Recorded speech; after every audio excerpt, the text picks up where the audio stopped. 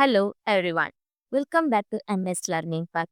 Today I am going to explain about the royalty. Royalty ಮೀನಿಂಗ್ನ first explain ಮಾಡಿ terms of ರಾಯಲ್ಟಿನ explain ಮಾಡ್ತೀನಿ ಇವತ್ತಿನ ಕ್ಲಾಸಲ್ಲಿ.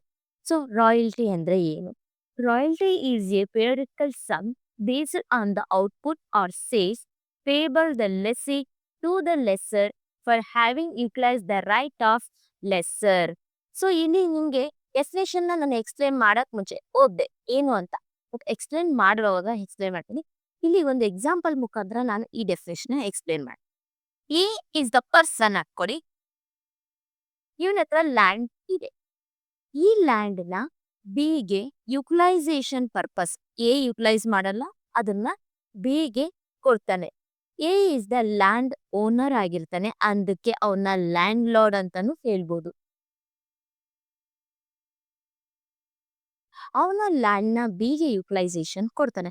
ಬಿ ಈ ಲ್ಯಾಂಡ್ನ ಯೂಸ್ ಮಾಡಿಕೊಂಡು ಪ್ರೊಡಕ್ಷನ್ ಮಾಡ್ತಿರ್ತಾನೆ. ಅವನು ಪ್ರೊಡಕ್ಷನ್ನ ಔಟ್ಪುಟ್ ತೆಗೆಯೋ ಬೇಸ್ ಮೇಲೆ ಅವನು ಎಷ್ಟು ಔಟ್ಪುಟ್ ತೆಗಿತಾನೋ ಆ ಬೇಸ್ ಮೇಲೆ ಅವನು ಅಮೌಂಟ್ನ ಲ್ಯಾಂಡ್ ಲಾರ್ಡ್ಗೆ ಒಂದು ಸರ್ಟನ್ ಟೈಮಲ್ಲಿ ಕೊಡ್ತಾ ಹೋಗ್ತಾನೆ. ಅದು ಮಂತ್ಲಿ ಆಗಿರ್ಬೋದು, ಹಾಫ್ ಇಯರ್ಲಿ ಆಗ್ಬೋದು, ಇಯರ್ಲಿ ಆಗಿರ್ಬೋದು. ಅವನು 2000 ಯೂನಿಟ್ಸ್ನ ಪ್ರೊಡ್ಯೂಸ್ ಮಾಡ್ತಾನೆ. 2 rupees ರಾಯಲ್ಟಿ ಅಂದವಾಗ 2000 ಇಂಟು 2 4000 ರಾಯಲ್ಟಿ ಪರ್ ಆ್ಯನಮ್, ಅದು ಪರ್ ಆ್ಯನಮ್ ಅಂತ ಕನ್ಸಿಡರ್ ಮಾಡಿದವಾಗ ಪರ್ ಆ್ಯನಮ್ ಪೇ ಮಾಡ್ತಾನೆ. ಇದನ್ನ ರಾಯಲ್ಟಿ ಅಂತ ಕರಿತೀವಿ. ಈಗ ಟರ್ಮ್ಸ್ ಅನ್ನ ಎಕ್ಸ್ಪ್ಲೇನ್ ಮಾಡ್ತಾ ಹೋಗ್ತೀನಿ.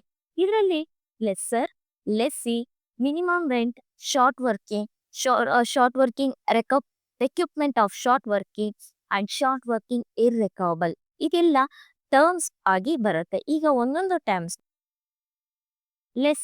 ಲೆಸ್ಸರ್ ಅಂದ್ರೆ ಓನರ್ ಆಫ್ ದ ಅಸೆಟ್ನ ಓನರ್ ಆಗಿದ್ದು ಆ ಅಸೆಟ್ನ ಲೆಸ್ಸಿಗೆ ಅಂದ್ರೆ ಬೇರೆಯವರಿಗೆ ಅದನ್ನ ಯುಟಿಲೈಸೇಷನ್ ಪರ್ಪಸ್ ಆ ಯುಟಿಲೈಸೇಷನ್ ರೈಟ್ಸ್ನ ಪ್ರೊವೈಡ್ ಮಾಡ್ತಾನೆ ಮತ್ತೆ ರಾಯಲ್ಟಿನ ರಿಸೀವ್ ಮಾಡ್ತಾನೆ ಅಂದರೆ ಅವನ್ನ ಲೆಸ್ಸರ್ ಅಂತ ಕರಿತೀವಿ.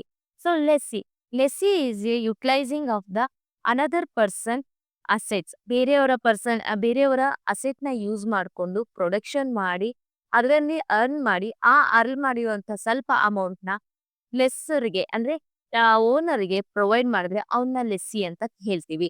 ಎಕ್ಸಾಂಪಲ್ ನಾನು ಹೇಳಿದ್ದೆ, A is A land lord ಅಂತ. ಅಂದ್ರೆ ಲ್ಯಾಂಡ್ ಲಾರ್ಡ್ ಆಗಿದ್ದು ಅವನ ಲ್ಯಾಂಡ್ನ ಬಿಗೆ ಪ್ರೊಡಕ್ಷನ್ ಪರ್ಪಸ್ ಆಗಿ ಅಥವಾ ಯುಟಿಲೈಸೇಷನ್ ಪರ್ಪಸ್ ಆಗಿ ಆ ರೈಟ್ಸ್ನ ಬಿಗೆ ಕೊಡ್ತಾನೆ. ಎ ಅನ್ನೋನ್ನ ಲೆಸ್ಸರ್ ಅಂದ್ರೆ ಇಲ್ಲಿ ಬಿ ಅನ್ನೋನ್ನ ಲೆಸ್ಸಿ ಅಂತ ಕರಿತೀವಿ. ಬಿ ಅನ್ನೋನು ಎಗೆ ಲಾಯಲ್ಟಿನ ಪ್ರೊವೈಡ್ ಕೊಡ್ತಾನೆ. ಎ ಅನ್ನೋನು ಬಿ ಇಂದ ರಾಯಲ್ಟಿನ ತಗೊಳ್ತಾನೆ. ಇದು ಲೆಸ್ಸರ್ ಮತ್ತೆ ಲೆಸ್ಸಿ. ಈಗ ಮಿನಿಮಮ್ ರೇಟ್. ಈಗ ಎ ಅನ್ನೋನು ಬಿ ಇಂದ ರಾಯಲ್ಟಿ ತಗೊಳ್ತಾ ಇರ್ತಾನೆ. ಬಿ ಅನ್ನೋನು ಪ್ರೊಡಕ್ಷನ್ ಬೇಸ್ ಮೇಲೆ ಅಂದ್ರೆ ಔಟ್ಪುಟ್ ಅಥವಾ ಸೇಲ್ಸ್ ಬೇಸ್ ಮೇಲೆ ರಾಯಲ್ಟಿನ ಪೇ ಮಾಡ್ತಾನೆ. ಕೆಲವೊಂದ್ಸಲ ಪ್ರೊಡಕ್ಷನ್ ಆಗದೆ ಇದ್ದವಾಗ, ಲೆಸ್ ಪ್ರೊಡಕ್ಷನ್ ಆದವಾಗ ಬಿ ಅನ್ನೋನು ರಾಯಲ್ಟಿನ ಕಡಿಮೆ ಕೊಡ್ಬೇಕಾಗೋ ಸಂದರ್ಭ. ಈ ತರ ಪ್ರಾಬ್ಲಮ್ಸ್ ಆಗ್ಬಾರ್ದು ಅಂತ ಏನ್ ಮಾಡ್ತಾನೆ, ಎ ಬಿಗೆ minimum amount must pay minimum amount ಅಂತ ಎಕ್ಸ್ಪ್ಲೇನ್ ಮಾಡ್ತಾರೆ. ಮಿನಿಮಮ್ ಅಮೌಂಟ್ ಪೇ ಮಾಡಲೇಬೇಕು ಅಂತ. ಅಂದ್ರೆ ಆ ಮಿನಿಮಮ್ ಅಮೌಂಟ್ ಫಿಕ್ಸ್ ಮಾಡಿ ಹೇಳಿರ್ತಾನೆ, ಅದನ್ನ ಮಿನಿಮಮ್ ಅಮೌಂಟ್ ಅಂತ ಕರಿತೀವಿ. ಇವನು ಮಿನಿಮಮ್ ಅಮೌಂಟ್ಗಿನ ಪ್ರೊಡಕ್ಷನ್ ಜಾಸ್ತಿ ಆದವಾಗ ಜಾಸ್ತಿನೇ ಪೇ ಮಾಡ್ಬೋದು, ಆದ್ರೆ ಕಡಿಮೆ ಇದ್ದವಾಗ ಮಿನಿಮಮ್ ಅಮೌಂಟ್ನ ಪೇ ಮಾಡಲೇಬೇಕು. ಇದನ್ನ ಮಿನಿಮಮ್ ಅಮೌಂಟ್ ಅಂತ ಕರಿತೀವಿ. ಇಲ್ಲಿ ನೋಡಿ, royalty agreement has usually associate with the class that lessee must pay the minimum amount irrespective of volume of output. ಎಷ್ಟೇ ಔಟ್ಪುಟ್ ಇರಲಿ ಆ ಮಿನಿಮಮ್ ಅಮೌಂಟ್ನ ಪೇ ಮಾಡಲೇಬೇಕು. ಇದನ್ನ ಮಿನಿಮಮ್ ಅಮೌಂಟ್ ಅಂತ ಕರಿತೀವಿ. ಈಗ ಶಾರ್ಟ್ ವರ್ಕ್, ರಾಯಲ್ಟಿ ಇನ್ನ ಮಿನಿಮಮ್ ಅಮೌಂಟು ಜಾಸ್ತಿ ಇದ್ದು ರಾಯಲ್ಟಿ ಕಡಿಮೆ ಇದ್ದವಾಗ ನಾವು ಶಾರ್ಟ್ ವರ್ಕಿಂಗ್ ಅಂತ ಕರಿತೀವಿ. ಎಕ್ಸಾಂಪಲ್, ಎಗೆ ಬಿ ರಾಯಲ್ಟಿ ಯೂನಿಟ್ಸ್ ಬೇಸ್ ಮೇಲೆ ಅಂದ್ರೆ ಔಟ್ಪುಟ್ ಬೇಸ್ ಮೇಲೆ ಕೊಡ್ತಿರ್ತಾನೆ. 2000 ರೂಪೀಸ್ ಯೂನಿಟ್ಸ್ನ ಪ್ರೊಡ್ಯೂಸ್ ಮಾಡಿದ್ದಾನೆ, 2 ರೂಪೀಸ್ ಪೇ ರಾಯಲ್ಟಿ ಅನ್ಕೊಳ್ಳಿ. ಆಗ ಇವರು ಟೋಟಲ್ ರಾಯಲ್ಟಿ ಪೇ ಮಾಡಬೇಕಾಗಿರೋದು ಎಷ್ಟು, 4000 ರೂಪೀಸ್. ಆದ್ರೆ ಎ ಹೇಳಿರ್ತಾನೆ ಮಿನಿಮಮ್ ರೆಂಟ್ 5000 ಅಂತ. ಅಂದ್ರೆ ಯೂನಿಟ್ ಬೇಸ್ ಮೇಲೆ ಅವನು ರಾಯಲ್ಟಿ ಎಷ್ಟು ಪೇ ಮಾಡಬೇಕಾಗುತ್ತೆ, 4000.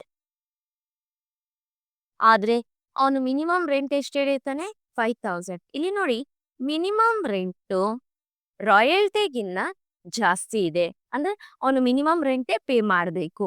ಆವಾಗ ಮಿನಿಮಮ್ ರೆಂಟ್ ರಾಯಲ್ಟಿಗಿನ್ನ ಜಾಸ್ತಿ ಇದೆ. ಎಷ್ಟು ಜಾಸ್ತಿ ಇದೆ? 1000 ರುಪೀಸ್ ಜಾಸ್ತಿ ಇದೆ. 1000 ರುಪೀಸ್ನ ನಾವು ಶಾರ್ಟ್ ವರ್ಕಿಂಗ್ ಅಂತ ಕರಿತೀವಿ. ಅಂದ್ರೆ ರಾಯಲ್ಟಿಗಿನ್ನ ಮಿನಿಮಮ್ ರೆಂಟು ಎಕ್ಸಸ್ ಇದ್ರೆ ಅದನ್ನ ಎಷ್ಟು ಎಕ್ಸಸ್ ಇದೆಯೋ ಅದನ್ನ ಶಾರ್ಟ್ ವರ್ಕಿಂಗ್ ಅಂತ ಕರಿತೀವಿ. This 1000 is the short working.